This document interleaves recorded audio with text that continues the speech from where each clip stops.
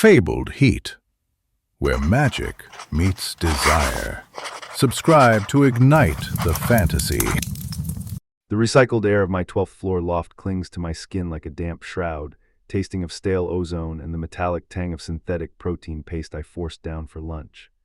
The scent of the paste lingers in my throat, a faint aftertaste of iron and algae that refuses to fade.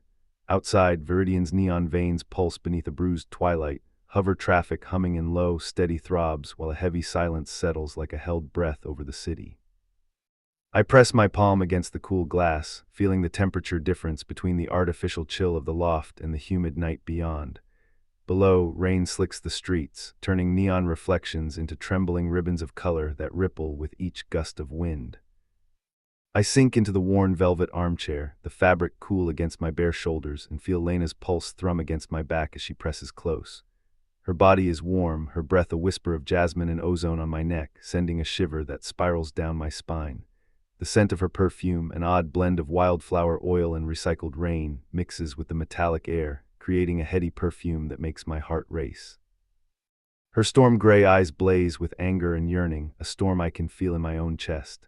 "They think they can take what's ours," she murmurs, fingers trailing a slow, deliberate line down my forearm, igniting a fire that chases the chill from my bones. The touch is electric, each brush of skin a promise of rebellion and something deeper, a longing that has been smoldering beneath the surface of our partnership. Larry, our silver-furred Alaskan Malamute, growls low, his golden eyes fixed on the holo screen where the Global Harmony Council's announcer drones about the Verdant transition. The words wash over us, a monotone litany of progress and compliance. Citizens, the Verdant transition will ensure ecological balance. All unauthorized modifications will be neutralized. The screen flickers, casting a pale green glow across the room, painting Lena's cheekbones with an otherworldly light. I can feel the thin metal cuff around my wrist, the only thing keeping the city's shackles at bay, and the promise in Lena's gaze tightens like a knot in my gut. I watch the rain cascade down the window, each drop a tiny prism that catches the neon and throws it back in a kaleidoscope of blues and purples. My mind drifts back to the first time we met in the underground market of Sector 9, when the air was thick with the smell of ozone-charged incense and the hum of illegal tech. Lena had been bargaining for a cracked holo chip, her voice low and fierce, her eyes never leaving mine. That night we shared a stolen moment in a back alley, huddled under a rusted awning while the city's drones whirred overhead.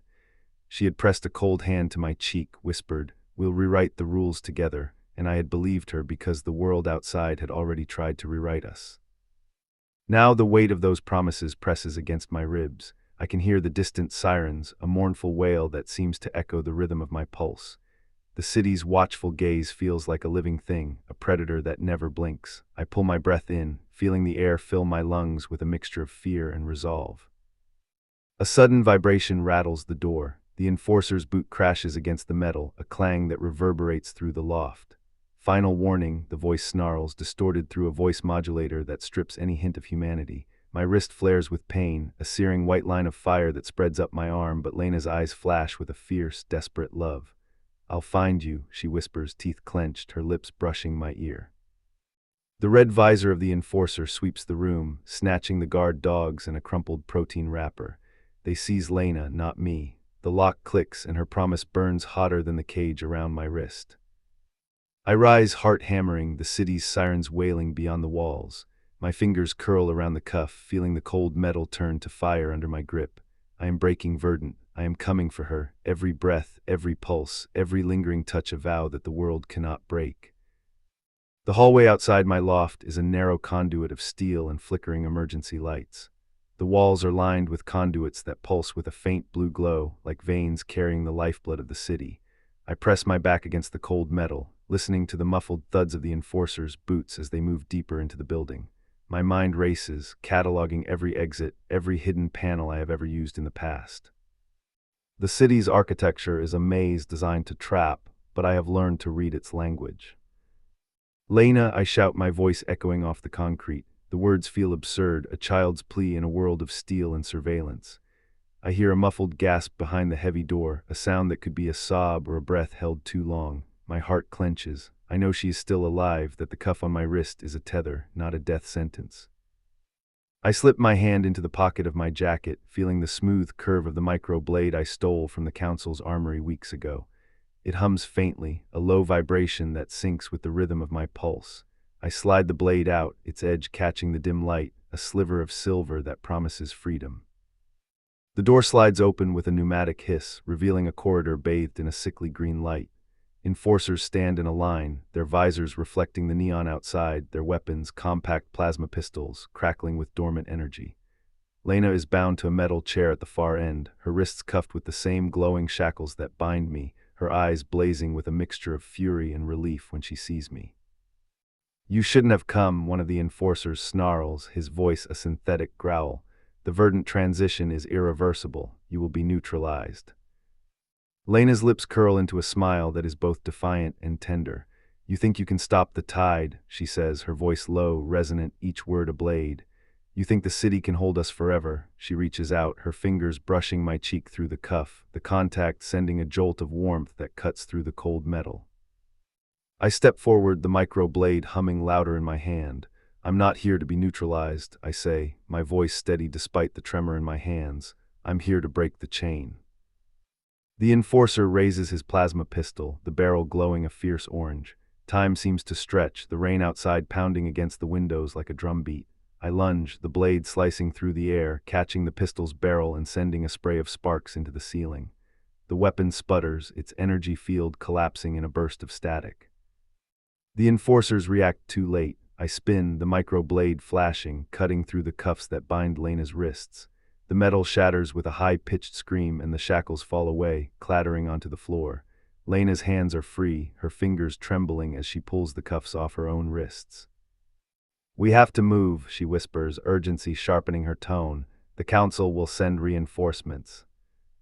I nod, my mind already mapping a route to the service tunnels that run beneath the building. The rain outside has intensified, turning the streets into rivers of neon.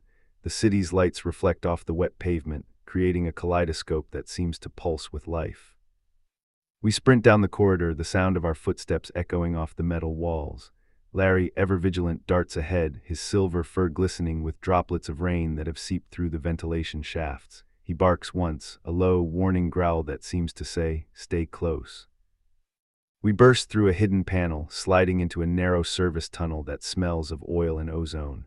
The tunnel is dim, illuminated only by the occasional flicker of a failing fluorescent tube. The walls are lined with conduits that hum with the city's power, a low, constant thrum that feels like a heartbeat. "We can't stay here long," Lena says, her breath coming in short, sharp bursts. "The council's drones will sweep the area within minutes." I glance at the map etched into the back of my wristband, a holographic projection that flickers with routes and safe houses. There's a maintenance shaft that leads to the old subway. It's abandoned, but it still runs. If we can get to the surface, we can disappear into the underground network. Lena nods, her eyes scanning the tunnel for any sign of pursuit. And Larry. Larry pads ahead, his nose twitching as he picks up the faint scent of the city's waste streams. He stops at a rusted grate, nudging it with his nose. I kneel, pulling a small toolkit from my bag and begin to pry the grate open. The metal groans, protesting the effort, but eventually gives way, revealing a dark shaft that descends into the depths of Veridian. The air grows colder as we descend, the smell of damp earth mixing with the metallic tang of the city above. The shaft is lined with old cables, some still pulsing with faint light, others dead and black. I can hear the distant rumble of the city's transit system, a reminder that even in the depths, the world above never truly sleeps. We climb down the rusted ladder, each rung creaking under our weight. The rain continues to pound the city above, a relentless rhythm that seems to echo my own heartbeat. When we reach the bottom, we find ourselves in a cavernous space, the old subway station that once bustled with commuters before the Verdant transition forced most of the population into the sky-bound districts. The station is a ghost of its former self. Moss clings to the walls, and the once bright tiles are now dulled by years of neglect. A single shaft of light pierces the darkness, casting a thin beam that illuminates a row of abandoned trains. The air is thick with the scent of damp stone and rust. Lena steps forward, her hand finding mine. "We're not safe yet," she says, her voice barely above a whisper, "but we have a chance." I squeeze her hand, feeling the warmth of her skin through the thin glove she wears. We'll make it, I promise, my voice steadier than I feel. We move deeper into the station, following the faint glow of emergency lights that flicker like dying fireflies. The sound of distant sirens fades behind us, replaced by the soft drip of water from a leaky pipe. Larry trots ahead, his ears perked, his tail wagging despite the tension. As we turn a corner, we hear a low hum, the sound of a train's engine winding up. A rusted carriage slides into view, its doors opening with a sigh. Inside, the seats are covered in a thin layer of dust and the windows are cracked, allowing the rain-soaked night to spill in. We can hide here for a while, Lena suggests, her eyes scanning the interior. It's off the grid, and the council's drones won't be able to see us through the metal. I nod, slipping a small data chip into my pocket. It contains the coordinates of a hidden enclave of rebels, a place where we can regroup and plan our next move. The chip glows faintly, a promise of hope in a world that has tried to crush us. We settle into the carriage, the rain pounding against the metal roof in a steady rhythm. I pull my jacket tighter around me, feeling the lingering sting of the cuff on my wrist, now broken but still warm from the heat of the battle. Lena leans against the wall, her forehead resting on the cold metal, her breath forming a mist in the chilled air. "Do you ever wonder," she asks softly, "if we're fighting for a world that even wants us gone?" I think of the countless nights spent in the loft, the whispered plans, the stolen kisses in the shadows. "I think we're fighting for the right to exist," I reply, my voice barely audible over the rain, "for the right to love without being told we're a mistake."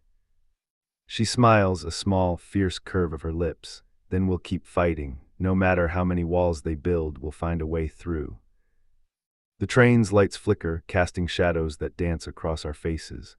I close my eyes, letting the sound of the rain and the distant hum of the city lull me into a brief moment of peace. In that silence, I hear my own heartbeat, steady and strong, a reminder that I am still alive, still capable of feeling, still capable of loving. The rain begins to ease, the storm outside losing its fury. The neon lights of Verdant fade into a soft glow as the clouds part, revealing a sliver of moon that casts a silver sheen over the wet streets. The city, for a brief instant, seems to hold its breath as if waiting for the next move. We sit in the abandoned carriage, the world outside a blur of water and light, and I know that the battle is far from over.